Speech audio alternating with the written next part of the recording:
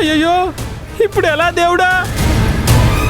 అమ్మకేదో అయినట్టు ఇప్పుడు ఎందుకు ఇలా చేస్తున్నావు బావా? ఇప్పుడు ఈ విషయం చెప్తే ఏమవుతుందేమోనని టెన్షన్ గా ఉందమ్మా. ఏంటో చెప్పండి. అత్తయ్య గారు తిన్న పచ్చడి మెతుకులు ఎవరివో కాదు, ఆ నీలవేణివి.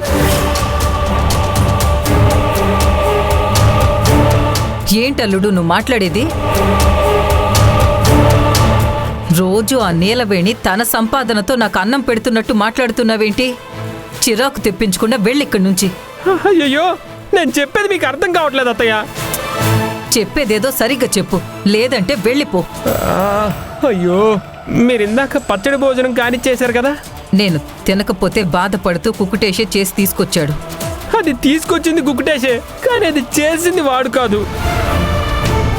మరి పల్లెల్లో అన్నం పెట్టి తను తయారు చేసిన పచ్చడి కలిపింది మాత్రం మన ఇంటి సర్వెంట్, అలియాస్ సైనింగ్ అథారిటీ ఉన్న నీలవేణి.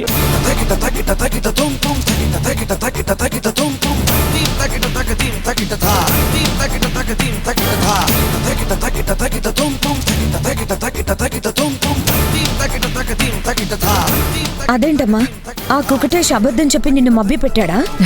అల్లుడు, అత్తయ్య వాడిని ఇక్కడికి పిలవండి, ముందు వాడి సంగతి తేలుద్దాం. అలాగే అత్తయ్య. కుకుటేష్ కుకుటేష్ ఆపుతారా?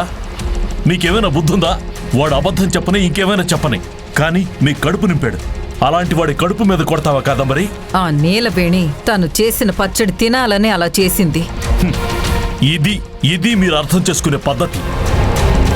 నువ్వు ఆకలితో ఉండకూడదని నీలవేణి అలా చేసింది, అందులో వాడి తప్పేముంది?